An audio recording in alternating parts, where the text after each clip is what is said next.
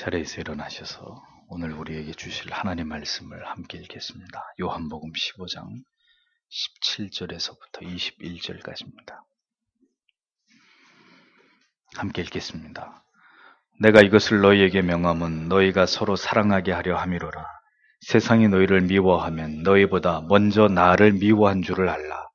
너희가 세상에 속하였으면 세상이 자기의 것을 사랑할 터이나 너희는 세상에 속한 자가 아니요 도리어 세상에서 나의 택함을 입은 자인 거로 세상이 너희를 미워하느니라. 내가 너희더러 종이 주인보다 더 크지 못하다 한 말을 기억하라. 사람들이 나를 핍박하였은즉 너희도 핍박할 터이요 내 말을 지켰은즉 너희 말도 지킬 터이라. 그러나 사람들이 내 이름을 인하여 이 모든 일을 너희에게 하리니 보내신 이를 알지 못함이니라. 아멘. 자리에 앉으십시오. 요한복음 강해 77번째 시간으로 세상이 너희를 미워하느니라, 이런 제목으로 하나님의 말씀을 전하겠습니다. 예수 그리스도께서는 가장 큰 계명 두 가지로 하나님 사랑과 이웃 사랑을 말씀하셨습니다. 이것은 성도로 이 세상을 살아가는 동안에 우리가 힘써 지켜 행하기 위해서 최선을 다해야 되는 가치이고 우리의 존재의 이유이고 목적입니다. 또한 이 계명을 지키는 그리고 행하는 것으로 우리는 세상과 구별되며 이 거룩한 성도의 의무에 충성을 다함으로 하나님께서 성도와 교회를 통해서 영광을 받으시도록 해야 할 사명이 우리에게 존재하고 있다는 사실을 잊어서는 안 될 것입니다. 요한복음 13장 34절 35절을 보면 이미 새 계명을 너희에게 주노니 서로 사랑하라. 내가 너희를 사랑한 것 같이 너희도 서로 사랑하라. 너희가 서로 사랑하면 이로써 모든 사람이 너희가 내 제자인 줄 알리라. 이렇게 말씀하셨습니다. 그런데 오늘의 본문에서 주님께서는 또다시 이와 유사한 말씀으로 그 내용을 강조하고 계시는 것을 보게 됩니다. 그래서 17절을 직역을 하면 이것을 내가 너희에게 명한다. 너희가 너희 서로를 사랑하는 것을, 이런 의미가 됩니다. 왜 그리스도께서는 지금 이 말씀을 이렇게 제자들에게 반복하고 계시는 것일까요? 제자들의 발을 씻기신 이후에도 주님께서는 너희가 서로 발을 씻기는 것이 옳다고 가르치셨습니다. 이미 예수 그리스도를 믿어서 하나님의 자녀가 되었고 심지어 예수께 직접 가르침을 받은 제자들임에도 불구하고 주님께서는 그 무엇보다도 그 어떤 계명보다도 주님께 주어진 마지막 시간이 다가올수록 너희는 서로 사랑하라는 말씀을 계속해서 이토록 반복하고 계시는 모습을 성경은 우리에게 보여줍니다. 그 이유가 무엇 때문일까요? 이것은 하나님을 사랑한다고 하면서도 우리 안에 있는 가장 큰 불순종이 정작 우리 서로를 사랑하지 못하고 있는 인간의 이 고질적인 죄성의 한계를 주님께서 아셨기 때문입니다. 주께서는 내가 너희를 사랑한 것 같이 너희도 사랑하라고 말씀하셨습니다. 또 친구를 위해서 목숨을 버리면 이보다 더 귀한 것이 없다고까지 말씀하셨습니다.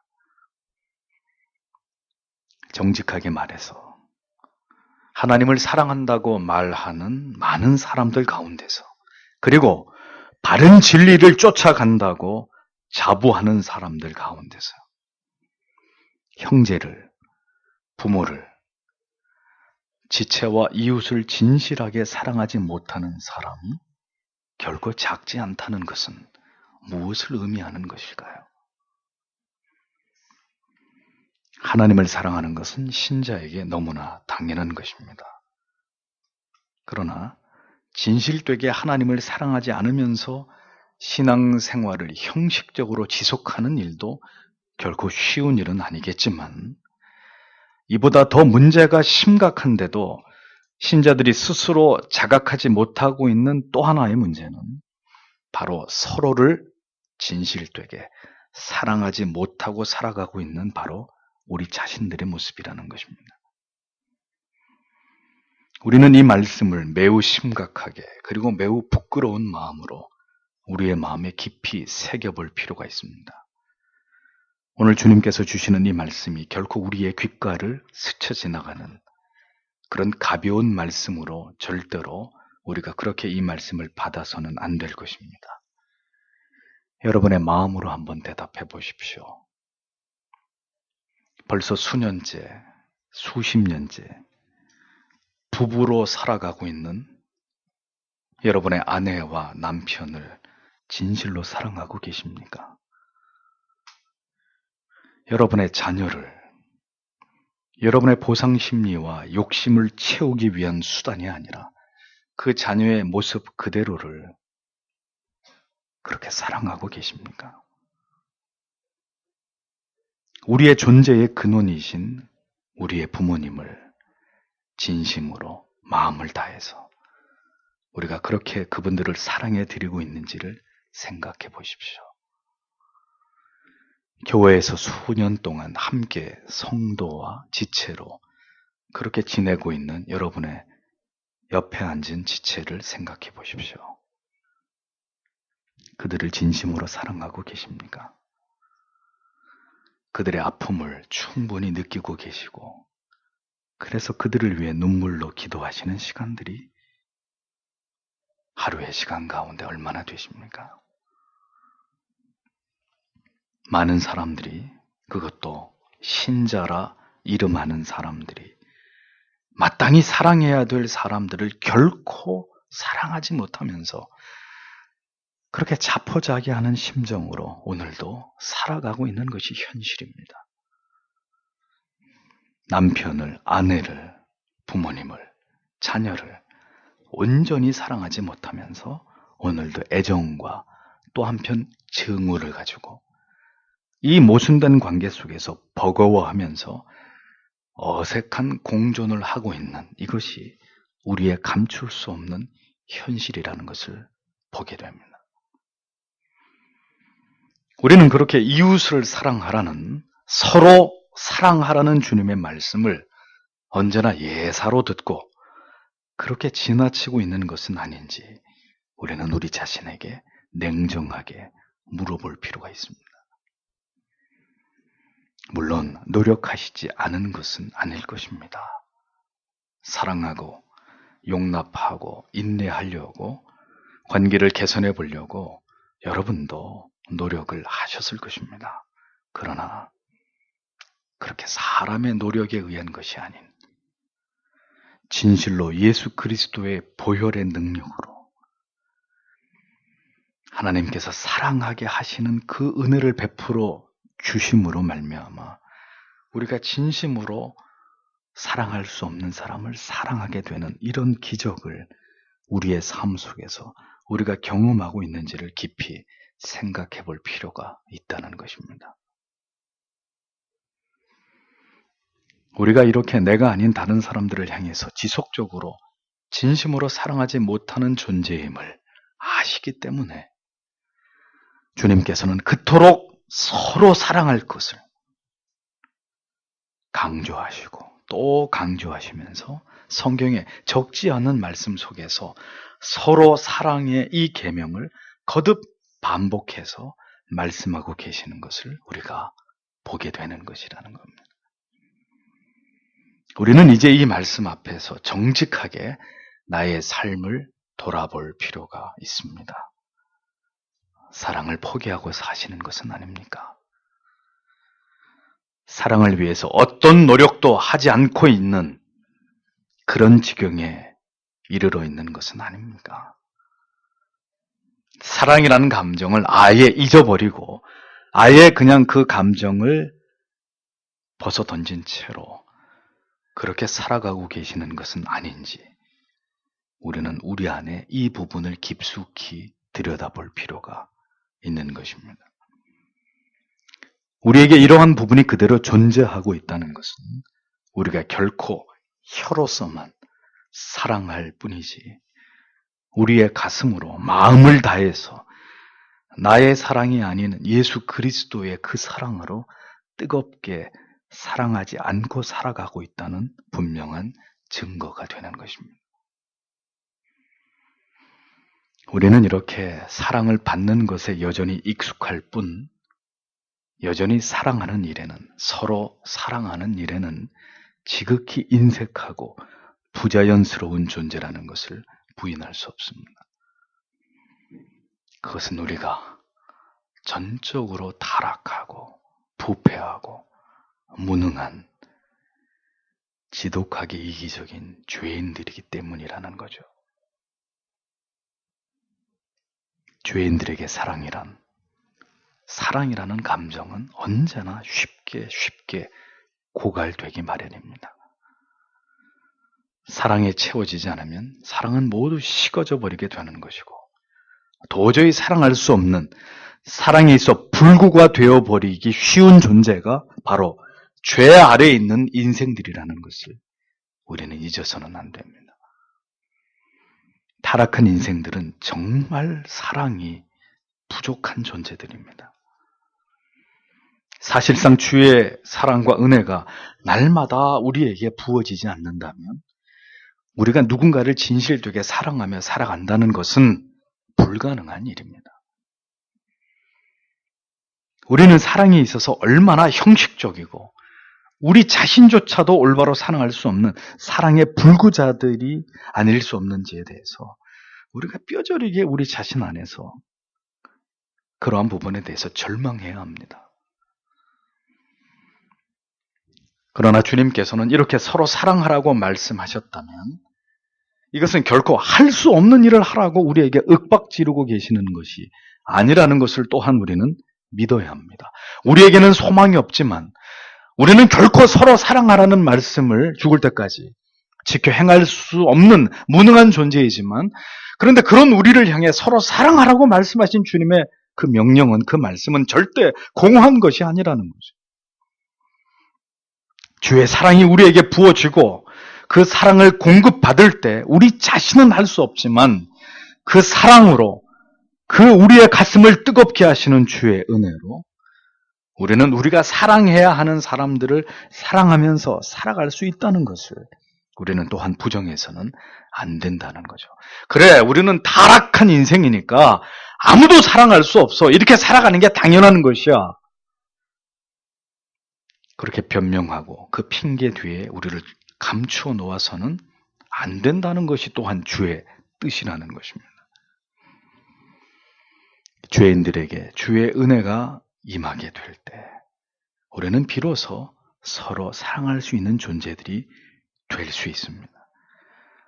우리가 받은 은혜의 진실성의 여부는 곧 우리가 얼마나 지체들을 서로를 사랑할 수 있는지의 여부를 통해서 입증되고 증명되는 것입니다. 그래서 고린도전서 13장 1절에서 3절은 이렇게 말씀하죠. 내가 사람의 방언과 천사의 말을 할지라도 사랑이 없으면 소리나는 구리와 울리는 꽹과리가 되고 내가 예언하는 능이 있어 모든 비밀과 모든 지식을 알고 또 산을 옮길 만한 모든 믿음이 있을지라도 사랑이 없으면 내가 아무것도 아니요. 내가 내게 있는 모든 것으로 구제하고 내 몸을 불사르게 내어줄지라도 사랑이 없으면 내게 아무 유익이 없느니라. 서로 사랑할 수 없으면 서로 사랑하기 위해 목숨이 붙어 있는 동안 우리가 하나님 앞에서 최선을 다하지 않는다면 우리는 위선자들일 뿐입니다. 우리는 거짓말쟁이들이에요. 사랑할 수 있는 사람만 내가 사랑하면서 살겠다는 것은 우리 안에 예수 그리스도가 없다는, 우리는 불신자라는 그런 의미밖에 되지 않습니다. 그러니 오늘도 우리는 무엇을 기도해야 할까요? 이 죄인들에게 서로 사랑할 수 있는 이 은혜가 임하기를 간구하고 또 간구해야 되는 것입니다. 서로 사랑해야 한다는 간곡한 당부에 이어서 주님은 이제 제자들에게 그들이 반드시 알고 있어야 되는 중요한 말씀을 이어서 전하셨습니다. 18절과 19절에 만일 세상이 너희를 미워한다면 너희는 그가 너희보다 먼저 나를 미워해 왔다는 것으로 알아라. 19절에 만일 너희가 세상 중에 있었다면 세상에 자기의 것을 사랑하고 있었을 것이다. 그러나 참으로 너희는 세상 중에 있지 않고 오히려 내가 너희를 세상으로부터 선택하였다. 이것 때문에 세상이 너희를 미워한다. 원문을 그대로 직역을 하면 이런 의미가 됩니다. 요한복음 1장 5절은 빛이 어두움에 비추이되 어두움이 깨닫지 못하더라. 이렇게 기록하고 있습니다. 그리고 같은 장 10절, 11절은 세상에 그를 알지 못하였고 자기 땅에 오매 자기 백성이 영접지 아니하였다. 이렇게 기록하고 있습니다. 주님께서는 제자들에게 지금 세상이 너희를 미워하게 될 것이다. 이것을 예고하셨습니다. 예수님께서는 마태복음 5장에서 8가지 복을 말씀하시면서 마지막에 복으로 나를 인하여 너희를 욕하고 핍박하고 거짓으로 너희를 거스려 모든 악한 말을 할 때에는 너희에게 복이 있나니 기뻐하고 즐거워하라. 하늘에서 너희의 상이 큼이라. 너희 전에 있던 선지자들을 이같이 핍박하였느니라. 이렇게 말씀하시면서 제자들이 걸어가야 될 그 길의 고난과 그러나 그것이 얼마나 큰 영광이 될지에 관해서 주님은 분명히 말씀하셨습니다. 디모데후서 3장 12절은 무릇 그리스도 예수 안에서 경건하게 살고자 하는 자는 핍박을 받으리라 라고 분명하게 명시했습니다. 그리스도께서 마지막 순간까지 제자들의 마음속에 분명하게 각인하고 싶으셨던 말씀은 너희는 나를 따르면 형통하게 될 것이다. 큰 복을 누리게 될 것이다. 이런 말씀이 아니었습니다. 처음 제자를 부르실 때도 그리고 이제 마지막으로 제자들을 떠나시기 직전에도 주님은 한결같이 고난을, 핍박을, 세상으로부터 받게 될 미움을 말씀하셨습니다.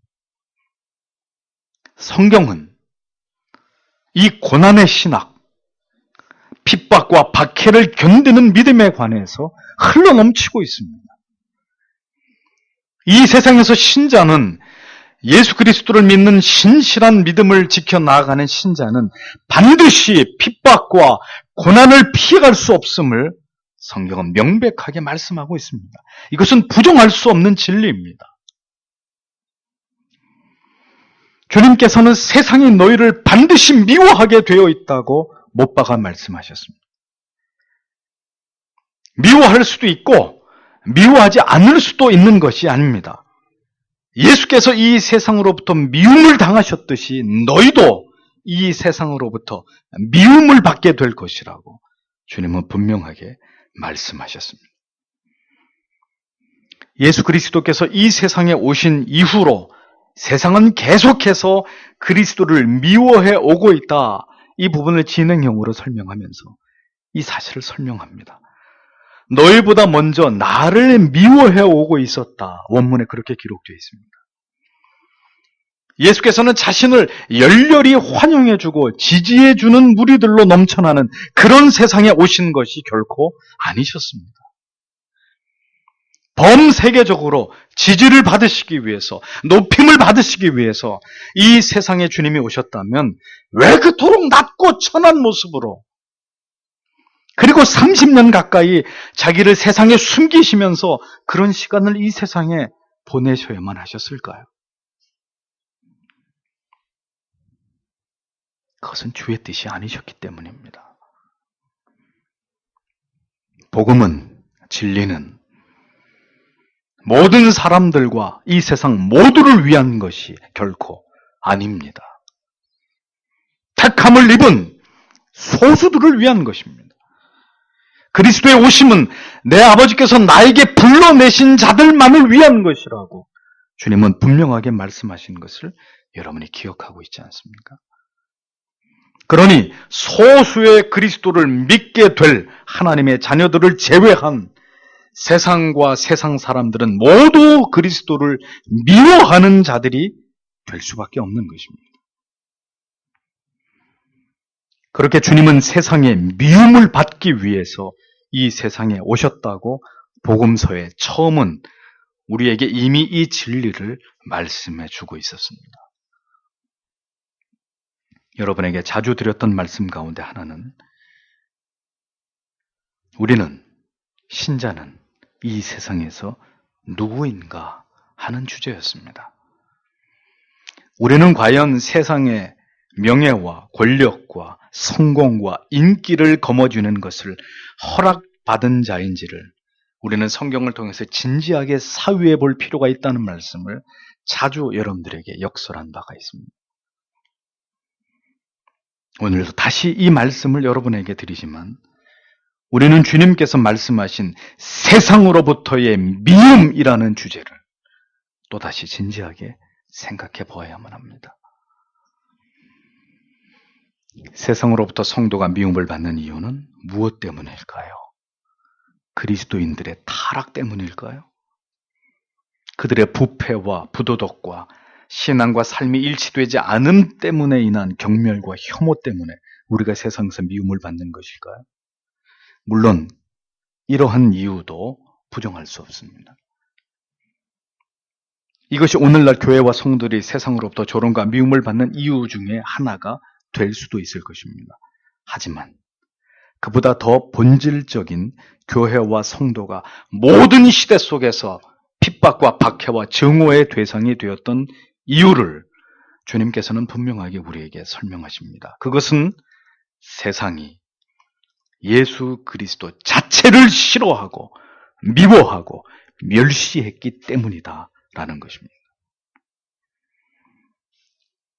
예수께서 이 세상에 오신 이후로부터 주께서 십자가에 달려 돌아가시기까지, 그리고 그 이후로 예수 그리스도의 복음이 증거되던 모든 시대와 장소와 그리고 세상 사람들에게서 언제나 예수 그리스도의 이름은 멸시와 미움과 혐오의 대상이었습니다. 이 세상의 원수는 이 세상을 부정하고 내세와 영생을 말씀하시는 예수 그리스도이셨습니다. 세상은 결코 주님을 사랑한 적이 없습니다.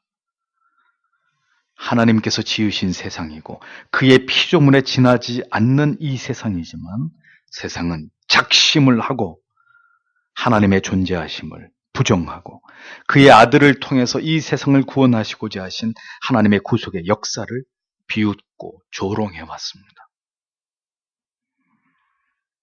우리가 주의 은혜로 예수를 구주로 영접하게 되었고 성도가 되었다는 것은 한 가지를 분명하게 깨닫고 이해하고 그것을 받아들이기로 각오하고 결심을 했다는 것을 의미합니다. 그것은 이제 그리스도를 따라 우리도 세상의 원수가 되기로 한 것입니다.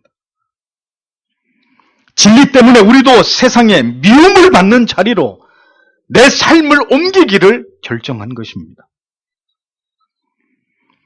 이 진리를 명백하게 깨달았던 하나님의 사람 사도 바울은 갈라디아서 6장 14절에서 이렇게 고백합니다. 그러나 내게는 우리 주 예수 그리스도의 십자가 외에 결코 자랑할 것이 없으니 그리스도로 말미암아 세상이 나를 대하여 십자가에 못 박히고 내가 또한 세상을 대하여 그러하니라 라고 말했습니다. 세상이 나를 예수 그리스도와 함께 십자가에 못 박아버리고 나 또한 세상을 십자가에 못 박아서 이제 더 이상 나는 이 세상에 속한 사람이 아님을 선언하는 것이 바로 예수 그리스도의 자녀가 되는 것을 의미한다고 사도는 장엄하게 이것을 선언하고 있었던 것입니다. 디모데전서 6장 9절에서 12절을 보면 부하려 하는 자들은 시험과 올무와 여러 가지 어리석고 해로운 정욕에 떨어지나니 곧 사람으로 침륜과 멸망에 빠지게 하는 것이라. 돈을 사랑함이 일만 악의 뿌리가 되나니 이것을 사모하는 자들이 미혹을 받아 믿음에서 떠나 많은 근심으로 자기를 찔렀도다. 오직 너 하나님의 사람아, 이것들을 피하고 의와 경건과 믿음과 사랑과 인내와 온유를 쫓으며 믿음의 선한 싸움을 싸우라. 영생을 취하려 이를 위하여 내가 부르심을 입었고 많은 증인 앞에서 선한 증거를 증거하였도다 라고 기록하고 있습니다. 부하려 하는 것을 사도가 왜 경계합니까? 왜 돈을 사랑하는 것에 대해서 이것이 일만 악의 뿌리가 된다고까지 직설적으로 표현하고 있는 것일까요? 왜 이 세상에서 성도는 믿음의 선한 싸움을 싸워야 한다고 목소리를 높이는 것입니까? 신자는 세상이 우리에게 어떤 의미가 되는지 올바르게 정의할 필요가 있습니다. 세상은 복음을 하나님의 나라에 그분의 뜻에 의해 정복되고 다스려져야 될 곳이지 우리의 물질과 명예와 권력으로 우리의 지위로 우리의 성공으로 정복되고 다스려질 곳이 아닙니다. 몰지각한 목회자들이 고지론을 펼치면서 세상에서 그대들이 으뜸이 되라고 주장하지만 이것은 복음에 대한 몰이해에서 비롯되는 것이죠. 세상은 그리스도를 미워했듯이 세상의 편에 서 있지 않은 우리를 철저하게 미워하고 멸시하고 우리를 박멸하려는 어둠에 속한 영들이 장악하고 지배하고 다스리고 있는 그런 영역입니다. 신자는 오직 믿음으로 오직 하나님을 의지하면서 오직 성경에 의해서 그분의 주권을 인정하고 그에 따라서 하나님의 법과 통치를 인정하는 세상에 결코 굴복하지 않는 아주 독특한 삶으로 하나님께 영광을 돌리는 그런 존재들이 바로 성도들입니다. 그래서 사도 바울은 고린도전서 10장 31절에서 그런즉 너희가 먹든지 마시든지 무엇을 하든지 다 하나님의 영광을 위하여 하라. 이렇게 천명한 것을 볼 수 있습니다. 무엇을 먹고 마시고 생계를 위해서 뭘 하면서 살아가야 하느냐. 이것이 근본적으로 중요한 것이 아니라 인생의 본질적인 가치와 사명은 우리가 어떤 삶을 이 세상에서 살아가든지 그 모든 삶의 방식과 내용과 추구하는 그 가치를 통해서 오직 하나님의 이름을 높이고 영광을 받으시게 하는 것이 있다는 것을 성경은 일관되게 우리에게 강조하고 있습니다.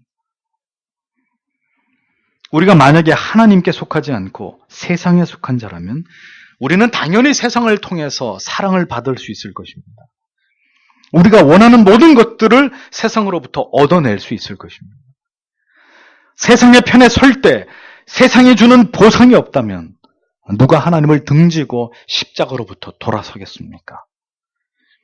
세상이 아름답고 세상이 나에게 안겨주는 것이 적지 않기 때문에 대마처럼 신앙을 버리고 좁은 길에서 벗어나서 세상의 넓은 길로 달려가 버리는 것입니다.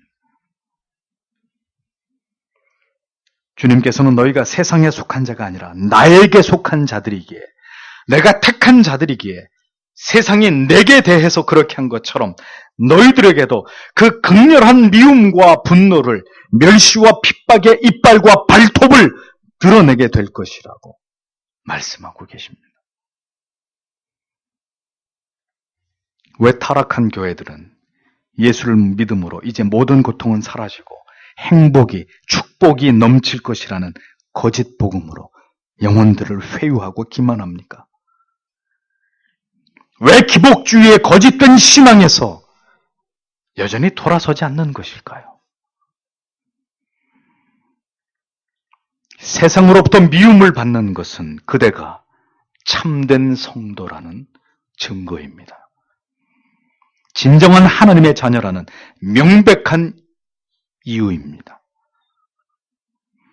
너희는 세상에 속한 자가 아니요 도리어 세상에서 나의 택함을 입은 자인 고로 세상이 너희를 미워하느니라 라고 주께서는 신자가 세상으로부터 핍박과 미움을 받아야 하는 이유를 분명하게 설명하고 계십니다.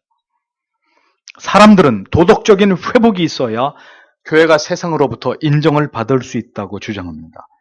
물론 말씀 위에 바로 서고 회개와 각성의 역사가 일어나서 교회가 도덕적으로 회복돼야 되는 일은 중요한 일입니다.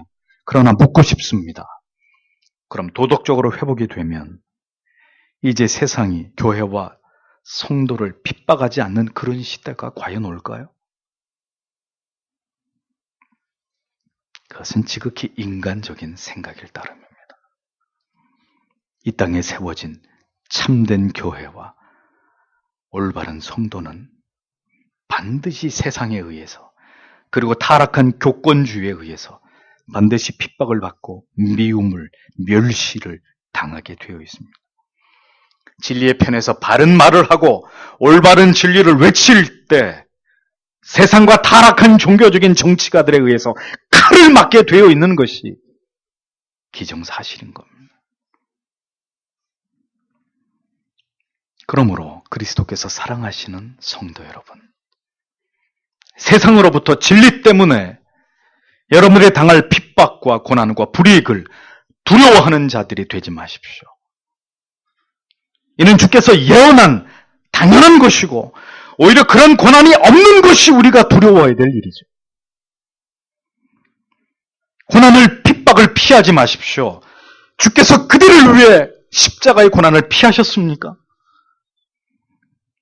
당당하게 진리로 인해서 우리가 받아야 될 고난을 감당하는 자들이 되어야 합니다. 주께서 그렇게 감당하도록 여러분들을 붙드실 것입니다. 어처구니 없고 구역질이 날 만큼 불쾌한 것은 신천지 따위의 이단들도 자기들이 박해와 핍박을 받으면서 자기들의 의로움을 주장하고 있으니 이것이 너무도 우리의 마음을 참담하게 하는 현실입니다.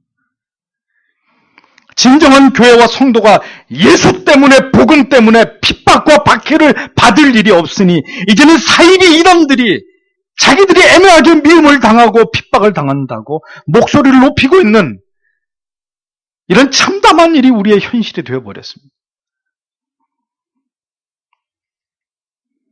사랑하는 성도 여러분, 참된 교회와 진정한 그리스도인들은 반드시 세상으로부터 미움을 받을 것을 대비하셔야 합니다.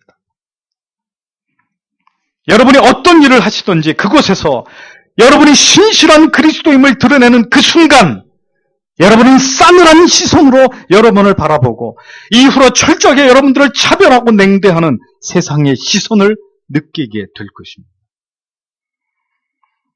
여러분이 진실된 믿음을 가진 더 하나님을 기쁘시게 하기 위해 노력하는 성도의 삶을 살아가기 위해서 여러분의 삶에 크고 작은 변화를 시작하는 순간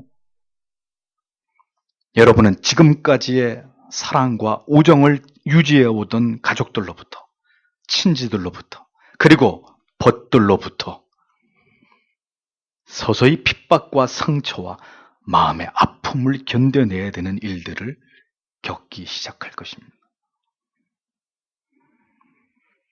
전에는 의식하지 않아도 되는 여러 가지 불법한 관행과 제도와 그렇게 일을 하는 방식들에서 적지 않은 갈등과 충돌을 경험하게 될 것이고 점점 더 여러분을 이상한 시선으로 바라보는 사람들이 여러분 주위에 늘어나게 될 것입니다. 예수를 믿는다는 것은, 신자가 된다는 것은 바로 이러한 모든 부당한 대우들을 기쁨으로, 영광으로, 특권으로 받아들이는 것을 의미하는 것입니다. 주님께서는 자신을 뒤따르는 무리들을 돌아보시면서 너희가 나를 따르면 리츠칼튼 호텔에서 잠을 잘 수 있고 랍스터를 배부르게 먹을 수 있고 리무진을 타게 될 것이라고 말씀하지 않으셨습니다.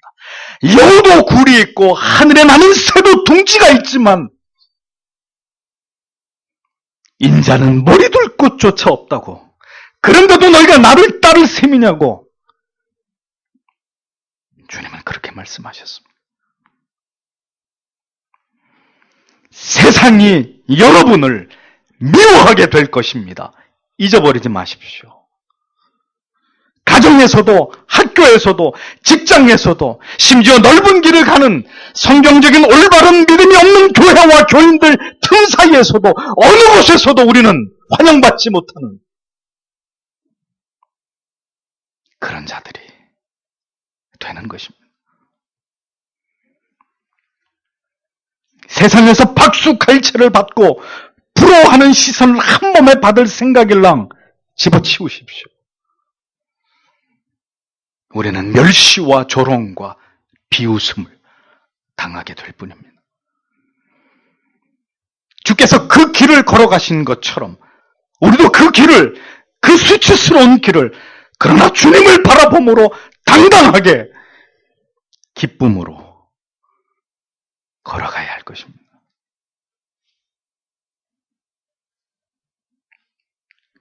(20절에) 이어지는 주님의 말씀을 함께 생각해 봅시다. 너희는 내가 너희에게 말했던 것을 기억하라. 종이 그의 주인보다 더 크지 않다. 만일 그들이 나를 핍박하였다면 그들이 너희도 핍박할 것이다. 만일 그들이 나의 말을 지켰다면 그들이 너희 것도 지킬 것이다. 이런 의미입니다. 종이 주인보다 크지 못하므로, 주인은 예수께서 핍박을 받으셨다면 종인 제자들도, 우리들도 핍박을 받는 것은 당연한 것이다. 주님은 계속 이어서 담담하게 이 말씀을 하십니다.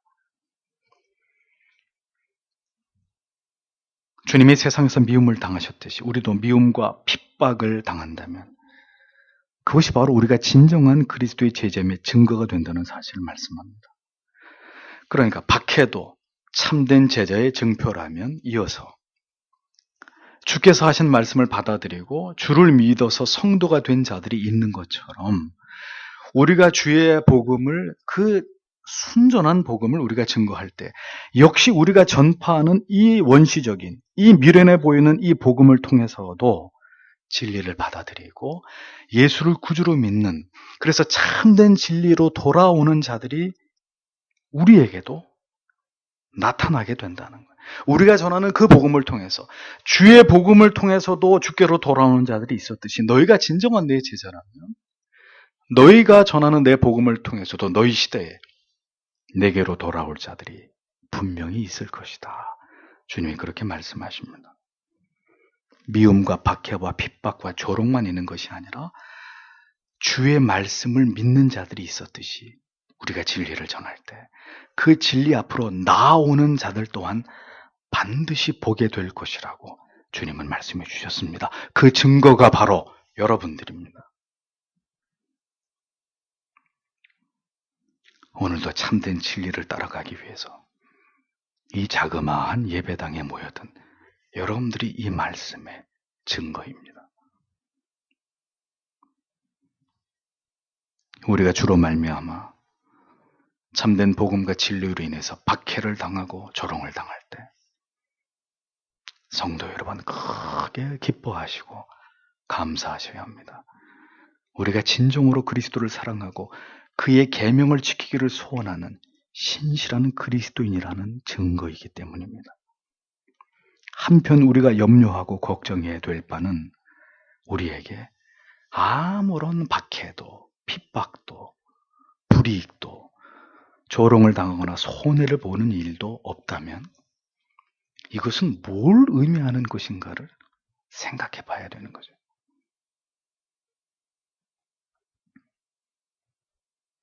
뜨겁고 간절하게, 그리고 진실되고 진지하게 신앙을 붙들지 않는, 오늘도 그저 저 먼 발치에서 줄을 쫓는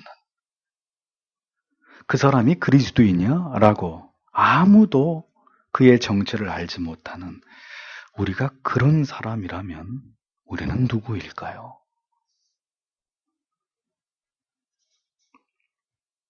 참된 신자가 있다면 사람들은 그를 미워하고 싫어하겠지만 결국 그의 존재를 무시할 수는 없습니다.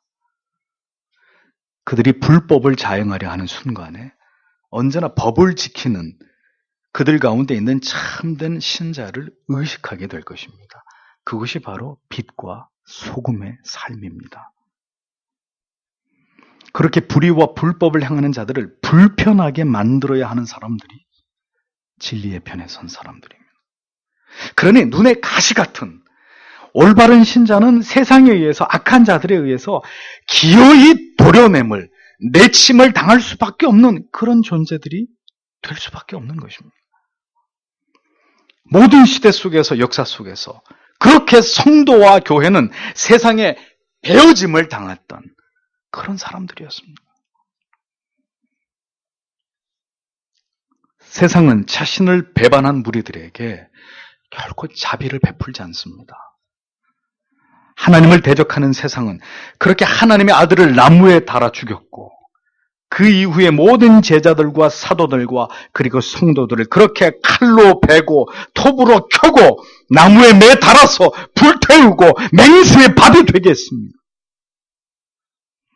그리고 지금도 잔인하게 공산주의자들과 그리고 무슬림이나 힌두교 같은 이단 종교들에 의해서 그리스도인들은 목베임을 당하고 여전히 불에 타 죽는 순교를 당하고 있습니다. 우리는 무엇을 기대하는 것입니까? 우리의 믿음은 어떤 자리까지를 각오해야 하는 것입니까? 올바른 말씀과 믿음을 쫓아오셨습니까? 그래서 하나님을 바르게 믿고 싶습니까? 주님은 제자들에게 말씀합니다. 이 모든 것을 각오해야 한다.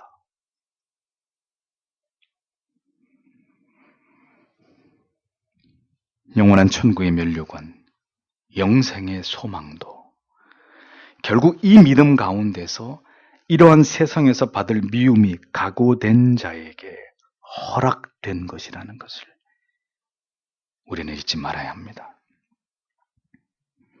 바른 진리, 바른 믿음, 개혁주의 신학, 청교도의 신앙을 추구하면서 우리가 성경이 말씀하고 있지 않은 신앙에 대해서 비판하고 비진리를 드러내는 일을 각을 세우면서 우리가 옳음을 추구하는 일을 해야 하고 또 그 일을 할 수도 있을 것입니다. 그러나 우리가 분명히 기억해야 될 것은 그것이 전부가 아니라는 것입니다.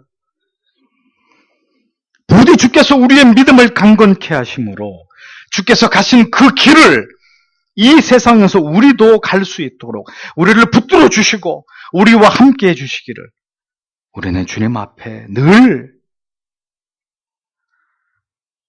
가슴을 치며 목 놓아 기도하는 자들이 되어야 한다는 거죠. 주님, 저는 할 수 없습니다. 저는 할 수 없지만 주님이 이 벌레 같은 인생도 붙드신다면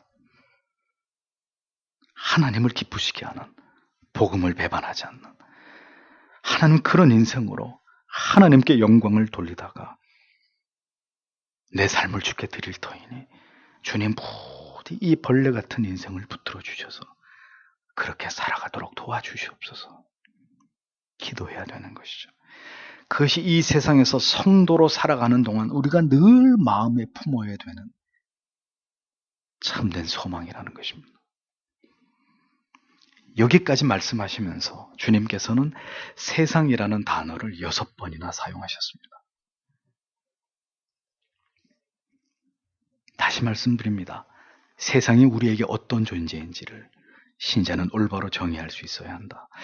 그리고 그 세상에서 살아가는 우리는 어떤 존재인지를 올바로 인식하셔야 된다.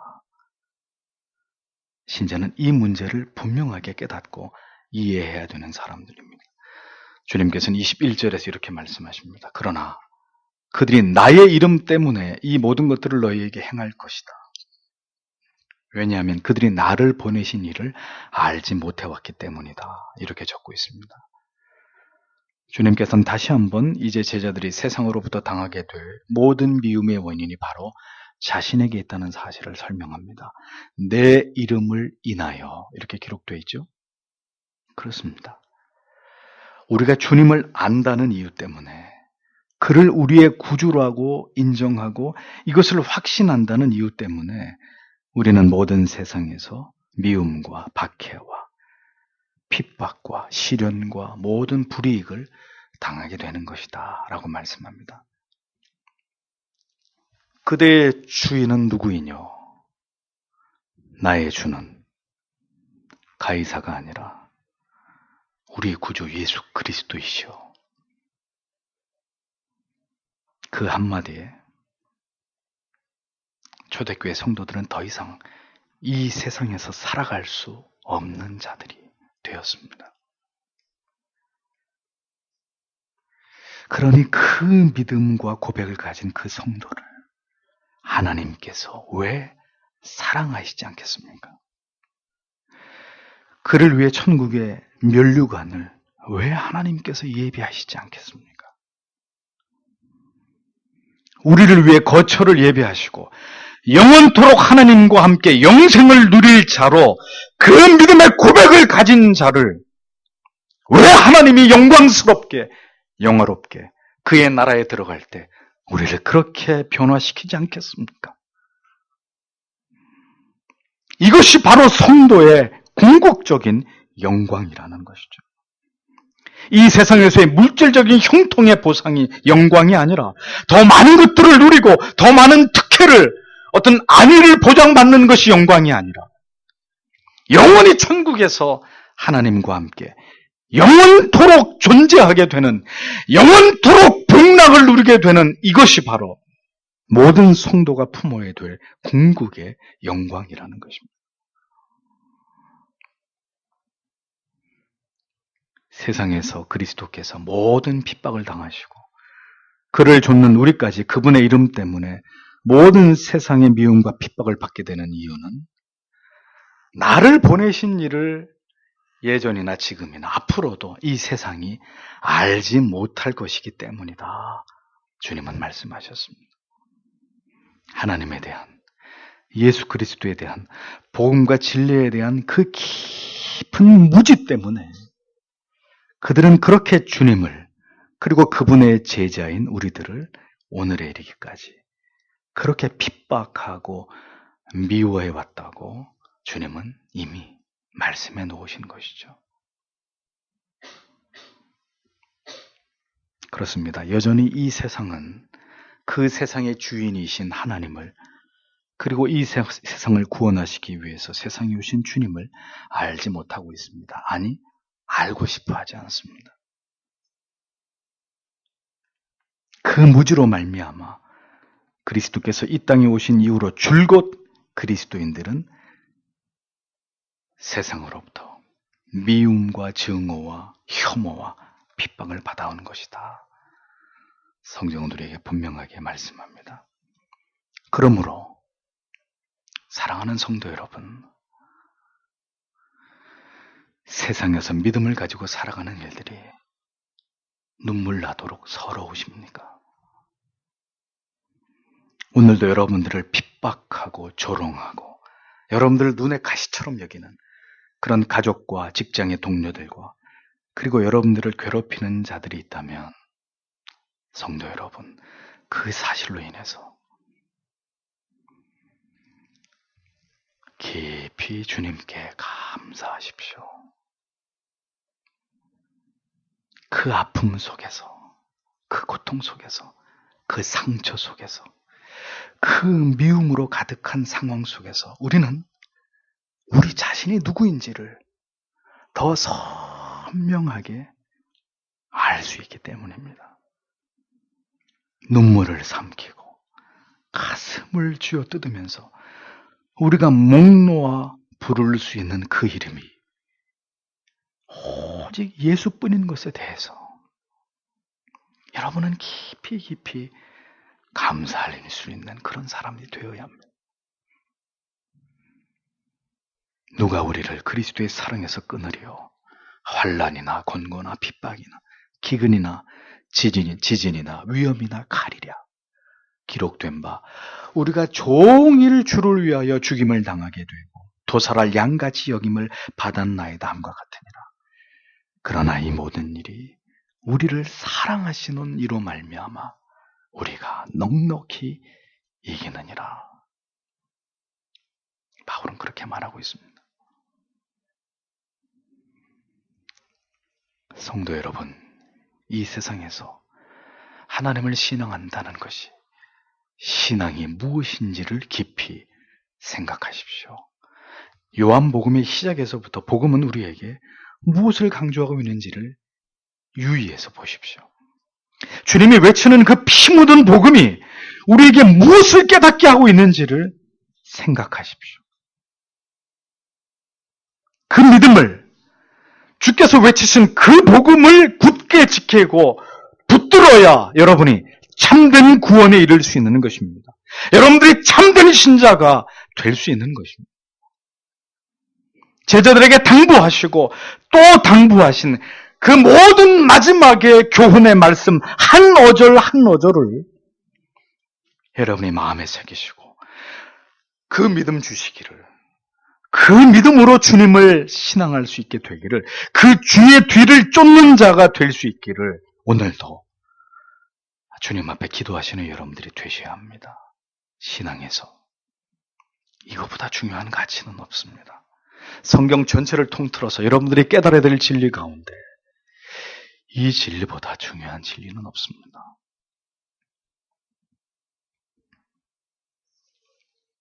우리는 제일 마지막에 행복한 사람들입니다. 이 세상에서는 가장 불행한 사람들, 가장 억울한 사람들, 가장 많이 핍박받아야 되고 멸시당해야 되고 비웃음과 조롱을 당해야 되는 사람들,